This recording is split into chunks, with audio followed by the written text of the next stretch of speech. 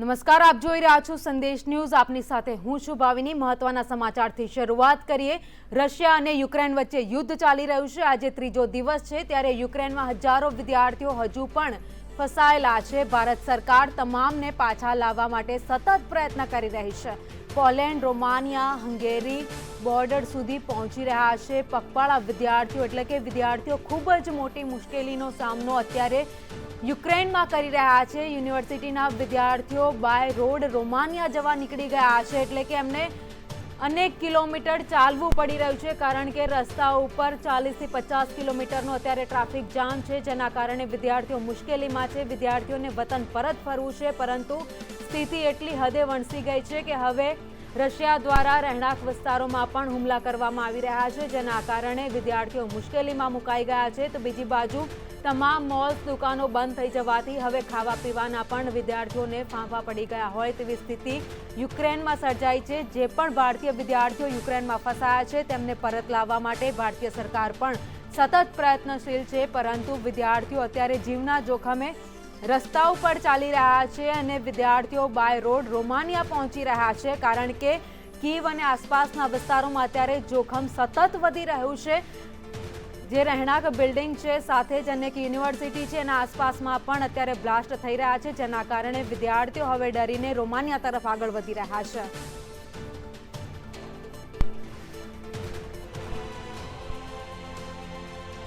દ્રશ્યો સ્પષ્ટ કહી દે છે કે અત્યારે યુક્રેનની સ્થિતિ કેવી છે, અને જે પણ હજારો વિદ્યાર્થીઓ, જે ભારતીય વિદ્યાર્થીઓ છે જે યુક્રેનમાં ફસાયેલા છે, તેમની કેટલી દયનીય સ્થિતિ છે, કારણ કે તેમને વતન પરત ફરવું છે, ભારત પરત ફરવું છે, પરંતુ કીવ સુધી કોઈ પણ વિમાન પહોંચે તેવી સ્થિતિ અત્યારે નથી, જેના કારણે એ લોકોને રોમાનિયા પહોંચવું પડશે અને રોમાનિયા અત્યારે પગપાળા વિદ્યાર્થીઓ જઈ રહ્યા છે। આ જે પણ દ્રશ્યોમાં વિદ્યાર્થીઓ દેખાઈ રહ્યા છે, આ બધા જ વિદ્યાર્થીઓ ભારતીય છે અને અત્યારે પગપાળા પહોંચી રહ્યા છે રોમાનિયા। રસ્તા ઉપર 40 થી 50 કિલોમીટરનો ટ્રાફિક જામ છે।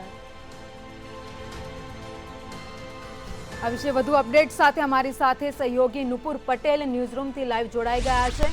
નુપુર, અત્યારે યુક્રેનમાં સ્થિતિ ખૂબ જ ખરાબ થઈ રહી છે। વિદ્યાર્થીઓ જીવના જોખમે રસ્તો પાર કરી રહ્યા છે, રોમાનિયા સુધી પહોંચી રહ્યા છે કે કોઈ પણ કાળે એ ભારત પરત પહોંચશે?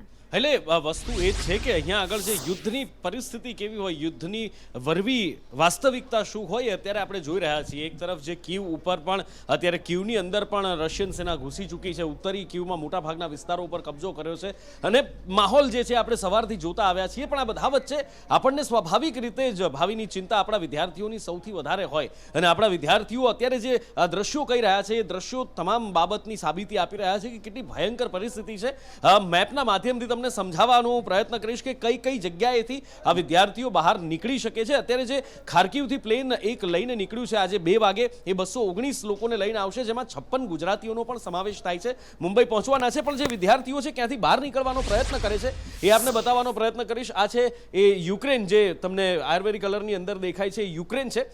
પોલેન્ડ આ ભાગ જે આવે છે, લીવ અહીંયા લખેલું દેખાય છે, આ ભાગની અંદર પોલેન્ડ આવે છે, અહીંયા આ ભાગની અંદર હંગેરી આવે છે, અને અહીંયા નીચે આ રોમાનિયાનો વિસ્તાર આવે છે, અને અહીંયા વિદ્યાર્થીઓ સૌથી વધારે અત્યારે આ રોમાનિયાના ભાગમાંથી બહાર નીકળવાનો પ્રયત્ન કરી રહ્યા છે। હવે તમે રોમાનિયા અને કીવ જે બોર્ડર છે, રોમાનિયાની બોર્ડર અને કીવ એનો વિસ્તાર તમે જોઈ લો કે અહીંથી કેટલું એમને સફર ખેડીને અહીંયા આવવું પડે, કેટલું લાંબુ અંતર કાપીને એ વિદ્યાર્થીઓને અહીંયા આવવું પડે છે। 1000 વિદ્યાર્થીઓ હજી પણ ત્યાં એમ્બેસી છે, ત્યાં ભારતીય એમ્બેસી ત્યાં આગળ છે કીવની અંદર, અને જે વિદ્યાર્થીઓ નીકળ્યા છે ગમે તેમ કરીને પોતાની રીતે નીકળી ચૂક્યા છે, એ અત્યારે અહીંયા આવી રહ્યા છે અને કોઈ એમને સાધન નથી મળી રહ્યા, અને એના કારણે એમને ચાલીને અહીંયા આવવાની ફરજ પડી રહી છે। આ વિદ્યાર્થીઓ એક બાજુ બોમ્બ મારો થઈ રહ્યો છે, હેલિકોપ્ટર્સ ફરી રહ્યા છે, ફાઇટર જેટ્સ ફરી રહ્યા છે હવાની અંદર, અને સતત બોમ્બ મારો થઈ રહ્યો છે। આ બધાની વચ્ચે આ વિદ્યાર્થીઓ જીવના જોખમે અહીંયાથી યુક્રેનમાંથી બહાર નીકળવાનો પ્રયત્ન કરી રહ્યા છે। અહીંયા આગળ કેમ એમના માટે વ્યવસ્થા નથી થઈ શકતી એ સૌથી મોટો સવાલ છે।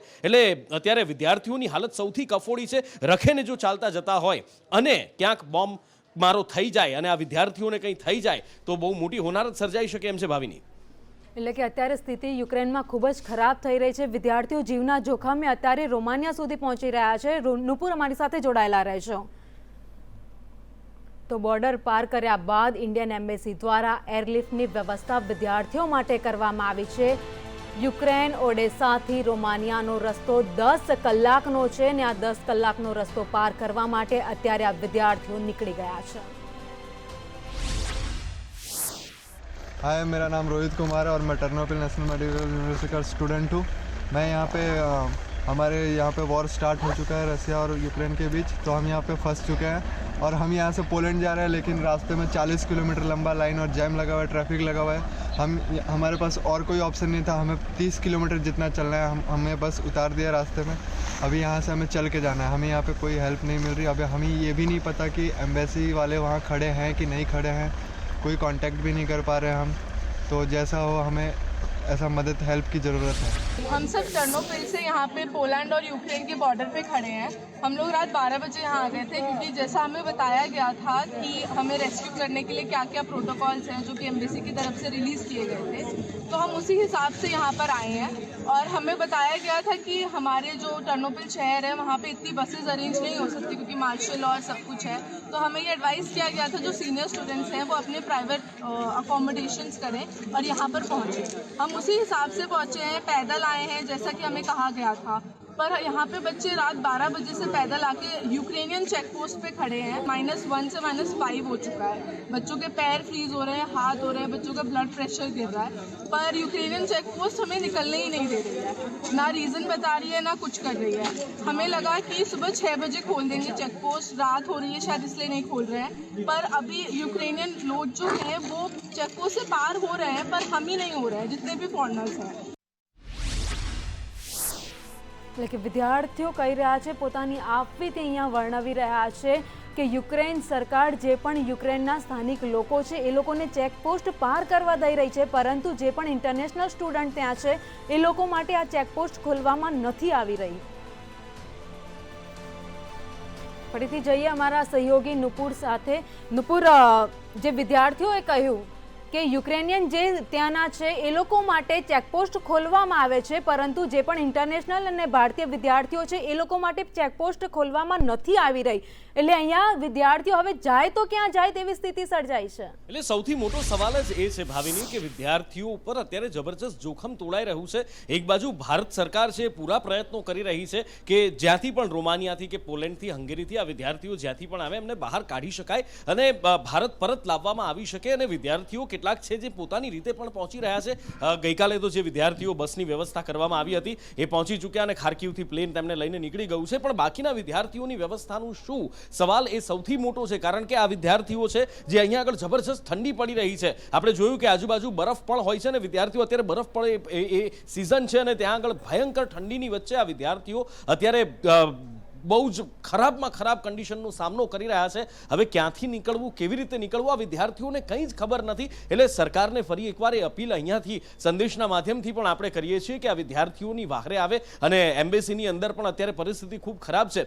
જે અત્યારે સમાચાર મળી રહ્યા છે સૂત્રો દ્વારા કે 1000 જેટલા વિદ્યાર્થીઓ હજી પણ આપણી એમ્બેસીની અંદર છે અને ત્યાં એ લોકોને જમવા માટેની પણ તકલીફો પડી રહી છે. ઘણી બધી અત્યારે સમસ્યાઓનો આ વિદ્યાર્થીઓ ત્યાં સામનો કરી રહ્યા છે. નુપુર, અમારી સાથે જોડાયેલા રહેજો. એટલે કે અત્યારમાં જે પણ યુક્રેનમાં વિદ્યાર્થીઓ છે, હજારો વિદ્યાર્થીઓ ભારતીય છે જે અત્યારે યુક્રેનમાં છે, જે મોટી સમસ્યાનો સામનો કરી રહ્યા છે.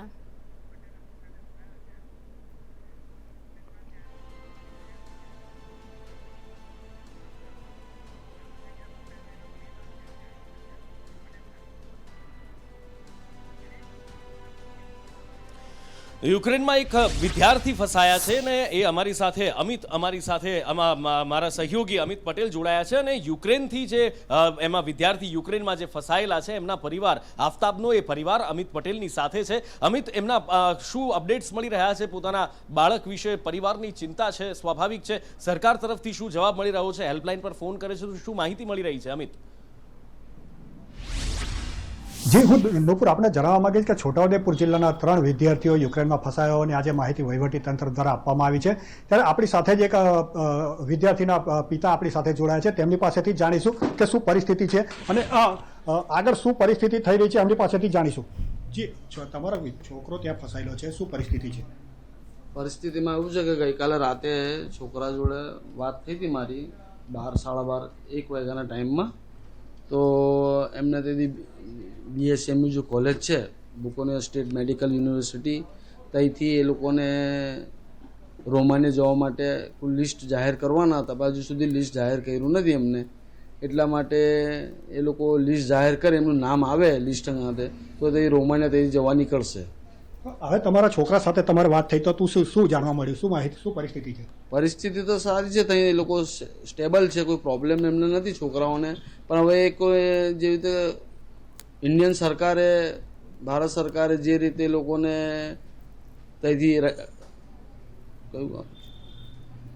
ભારત સરકારે રોમાનિયાથી જ્યારે એમને લઈ જવાનું કીધું છે, એટલે લોકો BSMU કોલેજમાંથી એ લોકો તે રોમાનિયા પહોંચે તો ત્યાંથી જે મેડિકલ યુનિવર્સિટી છે એ લોકોને લિસ્ટ જાહેર કરે તો એ આગળ જઈ શકે ને. એટલે જ્યાં સુધી એ લોકો BSMU યુનિવર્સિટીમાંથી એ લોકોને જાહેર નહીં કરે નામ સાથે, તો એ લોકો ત્યાંથી નીકળી નહીં શકે. પણ ત્યાં એ લોકોના માટે રહેવા માટે અથવા ત્યાં પોઝિશન એમની કોઈ ખરાબ નથી. એટલી તો અત્યારે તે બાળકોની સ્થિતિ શું છે? બાળકોની સ્થિતિ સારી છે, ત્યાં એટલો પ્રોબ્લેમ નથી એમને. તો તમે સરકાર પાસે શું આશા રાખી રહ્યા છો? સરકાર પાસે એટલી આશા રાખીએ છીએ અમે કે સરકાર અમારા બાળકને સહી સલામત ભારત સરકાર છોટાઉદેપુર સીધી મોકલી આપે એ આશા રાખીએ છીએ. તમારા પરિવારજનો જે છે તેઓની પરિસ્થિતિ શું છે હાલ? પરિવારજનોમાં તો સાહેબ એમ છે કે બધા બેચેન છે કે ક્યારે આવી જાય છોકરો, એની આશા રાખીને બેઠા છે. તો આ હતા છોટાઉદેપુરના એક વિદ્યાર્થીના પિતા. તેઓ પોતે પરિવારજનો આતુરતાપૂર્વક પોતાનો છોકરો પાછો આવે તેની રાહ જોઈ રહ્યા છે. જી નુપુર.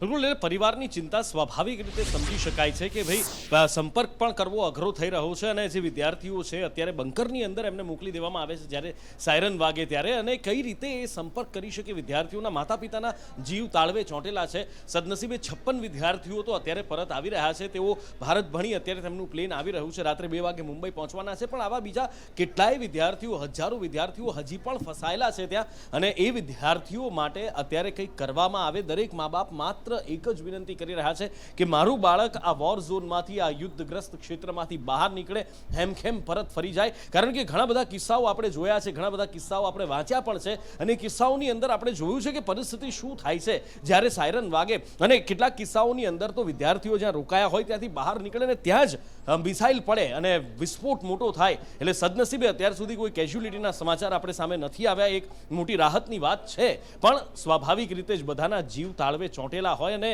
એ પરિસ્થિતિની વચ્ચે જ્યારે વિદ્યાર્થીઓ આવી રીતે 30-40 કિલોમીટર લાંબા ટ્રાફિક જામમાં ફસાયા હોય, અથવા તો તેમને કોઈ વાહન ન મળતું હોય, રસ્તામાં તેમને ઉતારી દેવામાં આવતા હોય, ને એ વિદ્યાર્થીઓને જ્યારે ચાલીને જવાની ફરજ પડે ને એમાં પણ જ્યારે બોર્ડર પર પહોંચે છે, પોલેન્ડની બોર્ડર પર પહોંચે છે, અને ત્યારે એમને એવો જવાબ આપવામાં આવે છે કે તમને અહીંથી બોર્ડર ક્રોસ કરવા માટે યુક્રેન સરકારે પરવાનગી નથી આપી. તો પછી એ સૌથી મોટો સવાલ છે કે એક તરફ યુક્રેન ભારત પાસે મદદની માંગણી કરે છે, અને ભારતના વિદ્યાર્થીઓ ત્યાં ફસાયા છે, એમને ત્યાંથી બહાર નીકળવાની પણ પરવાનગી નથી આપવામાં આવતી. એટલે કઈ રીતની આ ડિપ્લોમસી યુક્રેન દ્વારા કરવામાં આવી રહી છે? યુદ્ધગ્રસ્ત ક્ષેત્ર છે જ્યાંથી જે બહાર નીકળી રહ્યા છે વિદ્યાર્થીઓ, એમને બહાર નીકળવાની પરવાનગી આપવામાં આવે, અને જો કોઈ અડચણ આવે છે તો સરકાર એમાં કોઈ મદદરૂપ આ વિદ્યાર્થીઓને બને, એ પણ ખૂબ જરૂરી છે.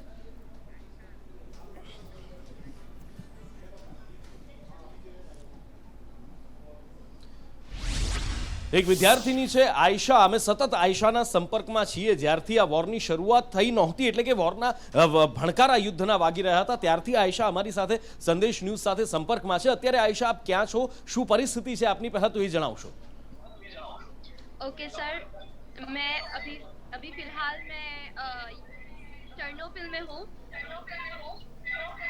और टर्नोपिल के अंदर जो सिचुएशन है वो काफ़ी अभी स्ट्रेसफुल हो चुकी है. पहले ये सिटी बहुत ज़्यादा सेफ थी, बट अभी हम यहाँ पे स्ट्रेसफुल में आ गए बिकॉज यहाँ पे लॉ लग चुका है, मार्शल लॉ लग चुका है. रात के 9 बजे से पहले हमें पूरा अंधेरा कर देना होता है, सारे घर की लाइट्स ऑन ऑफ कर देनी होती है. खाना भी हम अंधेरे में बनाते हैं, छोटी सी टॉर्च लाइट के अंदर. बाहर हम जा नहीं सकते, सारी जगह पुलिस घूम रही है, और खाने पीने की चीज़ें अवेलेबल नहीं है. ATMs वगैरह बंद हैं, पैसों के लिए हमें इधर से उधर भागना पड़ रहा है, बट हमें अभी तक हमारे पैसे एक्सचेंज नहीं हो रहे हैं, ना पैसे मिल रहे हैं कहीं पे, और काफ़ी ज़्यादा सायरेंस वगैरह हो रही थी. आज सुबह भी बहुत ज़ोर से एक प्लेन जैसी हमें आवाज़ आई.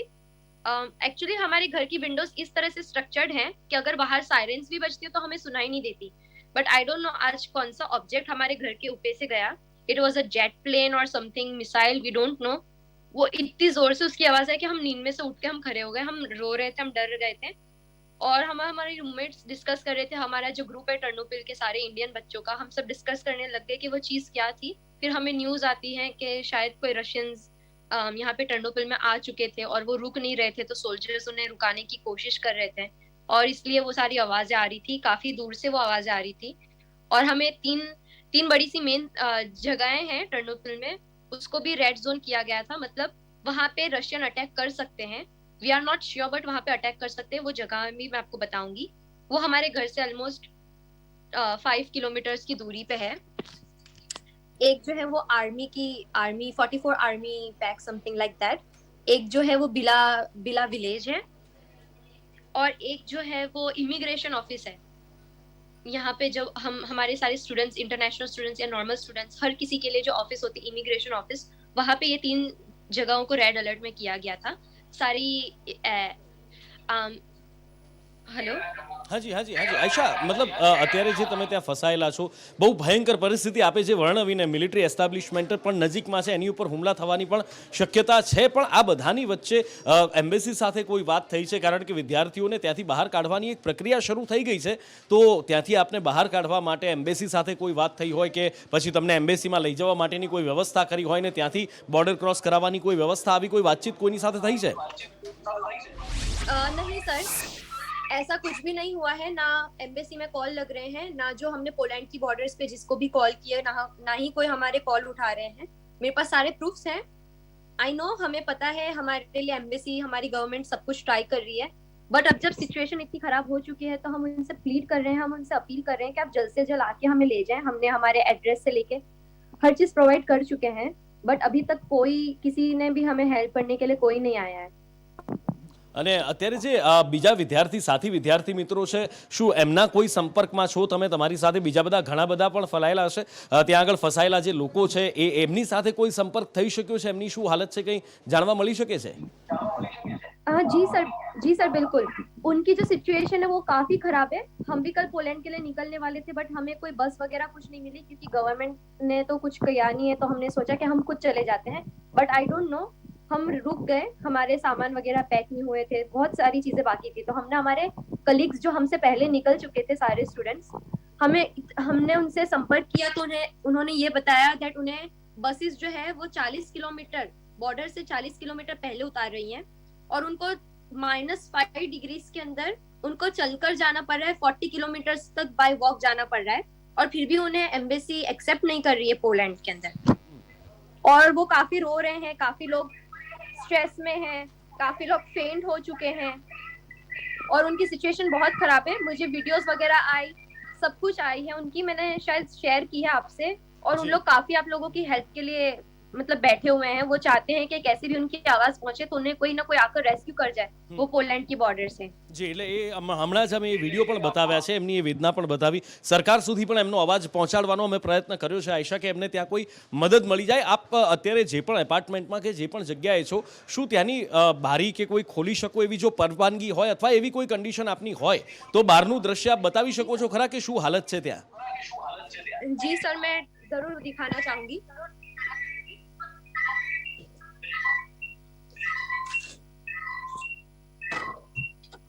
आई थिंक सो आपको दिख रहा है कि लोग लीव कर रहे हैं। आपको ये गाड़ी दिख रही होगी। इस टाइम पे ये सिचुएशन ऐसी होती है कि यहाँ पे बच्चे खेल रहे होते हैं, बहुत पब्लिक होती है और काफी आपको दिख रहा है बादलों के हिसाब से टेम्परेचर भी बहुत ठंडा है यहाँ पे और बिल्कुल सुनसान रास्ते हो गए हैं। जितनी भी आपको गाड़ी दिख रही है वो टर्नोपिल छोड़कर जा रही है।